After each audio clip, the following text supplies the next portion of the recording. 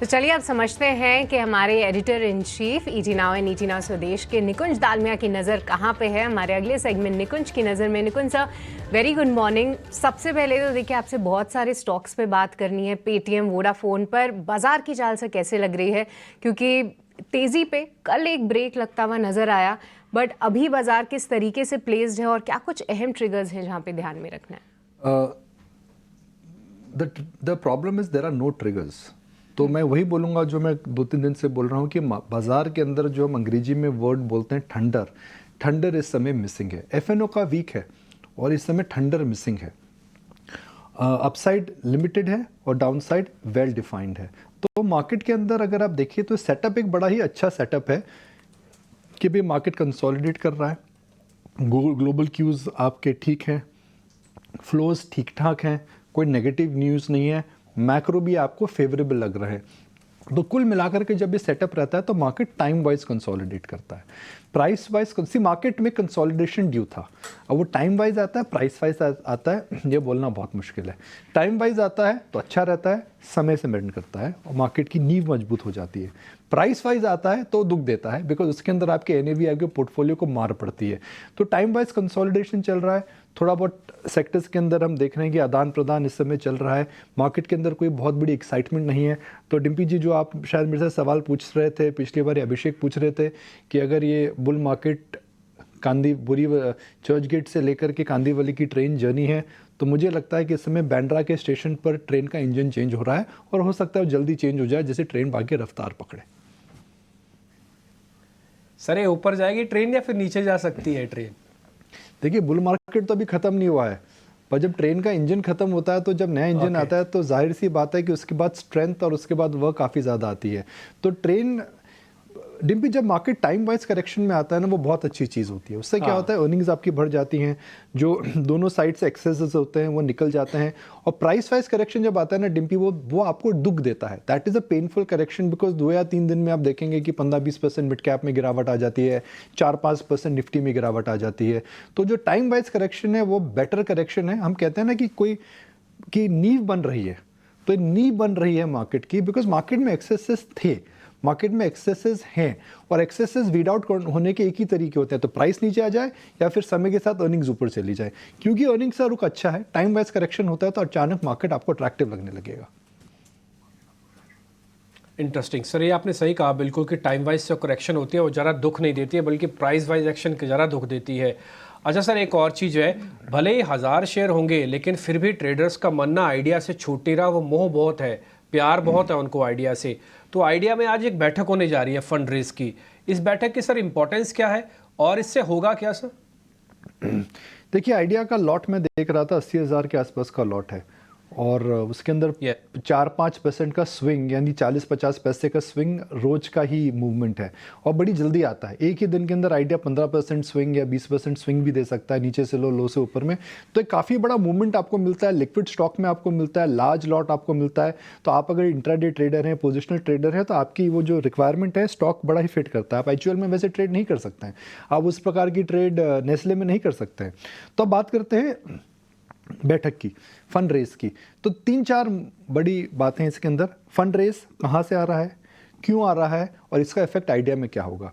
तो fund raise के 2 reason हो सकते हैं, या तो प्रमोटर जिसमें बिरला जी वह इसमें पैसा डालें, या फिर जो उनकी आइडिया की होल्डिंग कंपनीज हैं। 18% आइडिया जो है आज की तारीख में एबी बिरला ग्रुप का है, जिसके अंदर होल्डिंग कंपनीज हैं ग्रासिम और हिंडाल्को।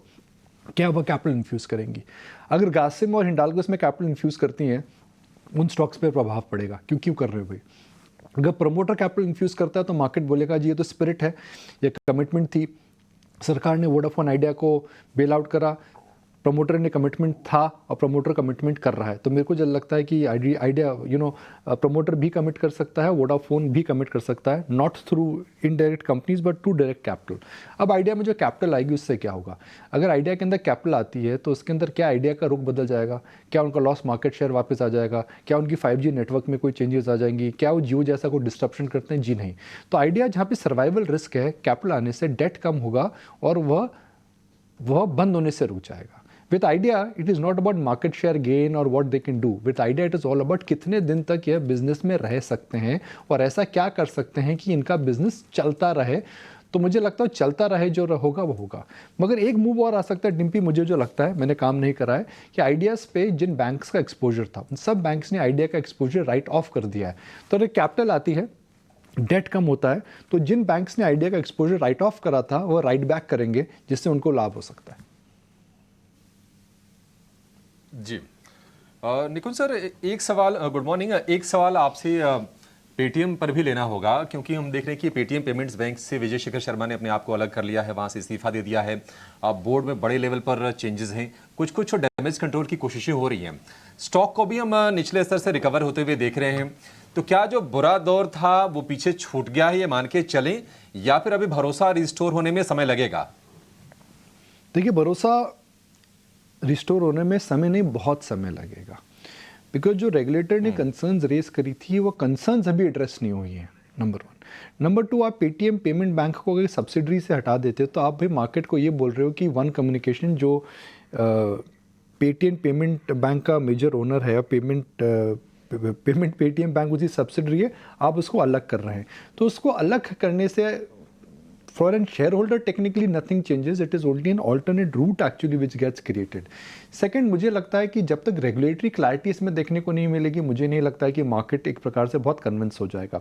देखिए, स्टॉक ऊपर से 60% गिरा, नीचे से 30% ऊपर है, तो अभी भी 30% नीचे है, क्योंकि स्टॉक वॉलेटाइल है, लार्ज है, लिक्विड है। इस न्यूज़ को हो सकता है कि इस न्यूज़ को लेकर के शॉर्ट टर्म के अंदर एक्टिविटी देखने को मिले, मगर मेरा यही मानना है कि इस समय जब मार्केट में आपको और इतनी सारी ऑप्शंस मिल रही हैं, जब मार्केट के अंदर इतना स्ट्रॉन्ग अर्निंग्स ट्रेंड है, जहाँ पे इतने बड़े विजिबल सेक्टर्स हैं, do not try and catch the falling knife. एक हम कार्ड्स में बात करते हैं, डिम्पी जी ज़रा सुनिएगा, it is better to play seen rather than blind.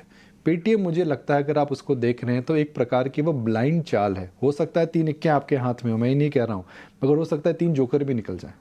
तो जब मार्केट के अंदर आपको क्लैरिटी कोई चीज़ की मिल रही है तो उस पर जाएं, और इस समय मार्केट के अंदर काफ़ी जगहों में काफ़ी क्लैरिटी अर्निंग्स को लेकर के, so it is better to go for clarity rather than anything which could happen और which may not happen. Thank you sir पूरी क्लैरिटी देने के लिए। पर आखिरी में एक सवाल मेरा आपसे टीसीएस को लेके होगा। सर, कई दिनों से माइटी पे चर्चा भी कर रहे थे, आज यूबीएस का अपग्रेड आया है। उनका कहना है कि जो बड़ी डील्स हैं उनका पॉजिटिव ट्रिगर रहेगा अर्निंग्स के लिए, पर साथ ही इन्होंने बोला है कि एट्रिशन में जो कमी आई है वो मार्जिन्स को वो सपोर्ट करेगी। तो सर, इसे टीसीएस के लिए ही पॉजिटिव समझना चाहिए या पूरी आईटी इंडस्ट्री पर अब नज़र रखने की ज़रूरत है? देखिए, आईटी के अंदर क्या हुआ था सृष्टि, आईटी के अंदर हम देख रहे हैं कि एआई के बाद एक प्रकार से जो शुगर रश हुआ था टेक के बाद, वो ख़त्म हो गया। वो शुगर रश जब फेड आउट हुआ तो लोगों को समझ में आया भाई एआई तो रियल है। एआई आने से सबके धंधे में गिरावट आई है, डिसीजन मेकिंग डिले हो गई है, मगर एआई आने से आपकी जो मैन पावर रिक्वायरमेंट थी वह कम हो गई है। टीसीएस की जो पीक के अंदर जो एट्रिशन रेट आ गई थी वो 17-18% हो गई थी, यानी 17 से 18% आपका हर साल आपकी फ्लीट चेंज हो रही है, मतलब आपकी मैन पावर चेंज हो रही है, जो कि बहुत बड़ा नंबर है। यानी ब्रॉडली स्पीकिंग 3 साल के अंदर आधी कंपनी चेंज हो गई आपकी, अगर टेक्निकली आप देखें तो एआई की वजह से वह कम हो सकता है। दूसरा, मेरा यह मानना है कि आईटी को लेकर के जब लोगों ने एक प्रकार से राइट ऑफ कर दिया था सेक्टर को कि भाई एआई आएगा इंडियन आईटी को ख़त्म कर देगा, वह व्यू भी अब कम हो रहा है। अब सब मानने लगे हैं भी AI is complementary. Yes, near term में इम्पैक्ट आएगा जो कि आ चुका है, मगर लॉन्ग टर्म में कॉम्प्लीमेंट्री स्किल सेट है, बिकॉज इंडियन आईटी कंपनी है survive Y2K, Indian IT company है survived digitisation, they've survived smack, they've survive even enterprise. तो इंडियन आईटी कंपनी टिका रहेगी। जहाँ तक टीसीएस की खासी बात है, मुझे एक यूबीएस की रिपोर्ट में शायद थोड़ी कंसर्न तो नहीं, पर शायद जहां मैं एग्रीमेंट में नहीं हूं डिम्पी, अभिषेक, सृष्टि, कि टीसीएस की जो वैल्यूएशंस हैं अभी लॉन्ग टर्म एवरेज के ऊपर है। तो आप जब कोई टर्न अराउंड सेक्टर को देख रहे हैं तो आपको एक मार्जिन ऑफ सेफ्टी चाहिए। लॉन्ग टर्म एवरेजेस के ऊपर चल रहा है, 25-26 टाइम का पी मल्टीपल है, तो स्टॉक सस्ता नहीं है। तो आप अगर टीसीएस में इस समय निवेश करना चाहते हैं तो आपको मेंटली प्रिपेयर रहना चाहिए। हो सकता है 2-3 क्वार्टर तक आपको रिटर्न ना मिले। यूबीएस साल के अंत तक की बात कर रहे हैं ना सृष्टि शायद? yes. तो साल के अंत में भैया अभी 7 महीने हैं, और नहीं कितने 10 महीने हैं, तो 10 महीने तक अगर स्टॉक संभाल सकते हैं तो 10-15% की मूव ज़रूर आ सकती है अगर सेक्टर के अंदर रिकवरी आती है तो। नहीं तो अगर आप टीसीएस में यूबीएस को सोच करके आपको लगता है कि आज और कल में कोई छक्का लगेगा, तो स्टॉक के अंदर छक्का नहीं लगने वाला है। तो टीसीएस डिम्पी टेस्ट मैच का माहौल है। TCS is a test match stock, it is not a T20 stock. Yes sir, बिल्कुल सर, आप बिल्कुल ठीक कह रहे हैं। एक्चुअली जैसे जैसे आप बोल रहे थे ना, मैंने उसी समय टीसीएस का चार्ट भी ड्रॉ किया और मैंने देखा कि ऐसा कुछ हो भी रहा है क्या नहीं, तो मेरे को देखा कि यस एक रेजिस्टेंस पे ही खड़ा है और इसमें कुछ ज़्यादा मोमेंटम आएगा भी नहीं। तो ये बात क्लियर है आपकी सर, बहुत अच्छा, ये आपने अच्छे से एनालिसिस पहली बार आप मेरी बात इसके लिए बहुत बहुत शुक्रिया सर। पहली बार आप मेरी बात से एग्रीमेंट में कोई थैंक यू सर, मैं हमेशा मेरा अच्छा दिन जा रहा है, आज मेरा अच्छा दिन जा रहा है भैया। सर मैं हमेशा होता हूँ 99% आपके साथ में एग्रीमेंट होता हूँ, 1% अधिकार है, फ्रीडम है, तो इसलिए मैंने छोड़ दिया सर, वो एरर दे दिया उसको 1% का। ठीक है सर, बहुत बहुत शुक्रिया, थैंक यू वेरी मच आज समय देने के लिए, थैंक यू।